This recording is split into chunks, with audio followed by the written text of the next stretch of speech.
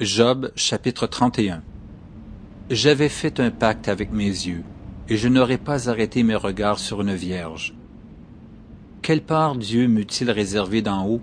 Quel héritage le Tout-Puissant m'eût-il envoyé des cieux?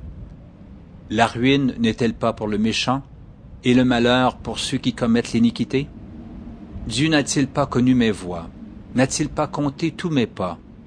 Si j'ai marché dans le mensonge, si mon pied a couru vers la fraude, que Dieu me pèse dans des balances justes, et il reconnaîtra mon intégrité.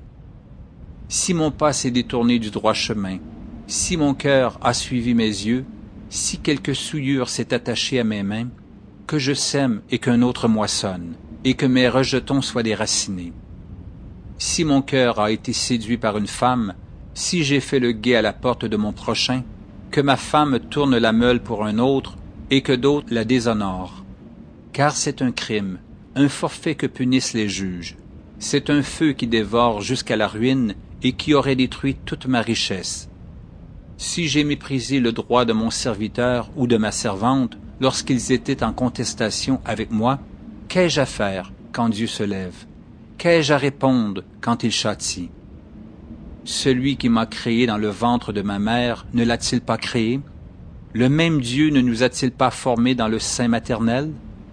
Si j'ai refusé aux pauvres ce qu'ils demandaient, si j'ai fait languir les yeux de la veuve, si j'ai mangé seul mon pain, sans que l'orphelin en ait eu sa part, moi qui l'ai dès ma jeunesse élevé comme un père, moi qui dès ma naissance ai soutenu la veuve, si j'ai vu le malheureux manquer de vêtements, l'indigent n'avoir point de couverture, sans que ses reins m'aient béni, sans qu'il ait été réchauffé par la toison de mes agneaux, si j'ai levé la main contre l'orphelin, parce que je me sentais un appui dans les juges, que mon épaule se détache de sa jointure, que mon bras tombe et qu'il se brise, car les châtiments de Dieu m'épouvantent, et je ne puis rien devant sa majesté.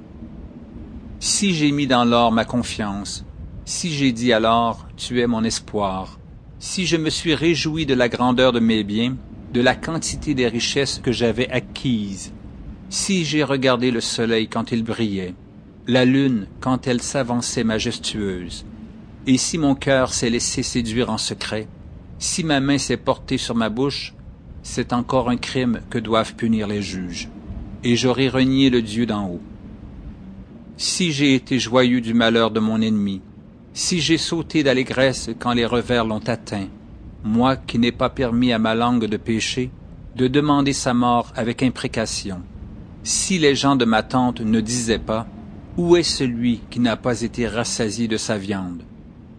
Si l'étranger passait la nuit dehors, si je n'ouvrais pas ma porte aux voyageurs, si comme les hommes j'ai caché mes transgressions et renfermé mes iniquités dans mon sein, parce que j'avais peur de la multitude, parce que je craignais le mépris des familles, me tenant à l'écart et n'osant franchir ma porte, oh, qui me fera trouver quelqu'un qui m'écoute?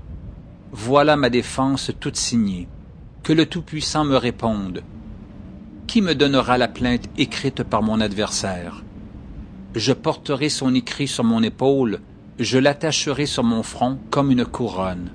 Je lui rendrai compte de tous mes pas, je m'approcherai de lui comme un prince.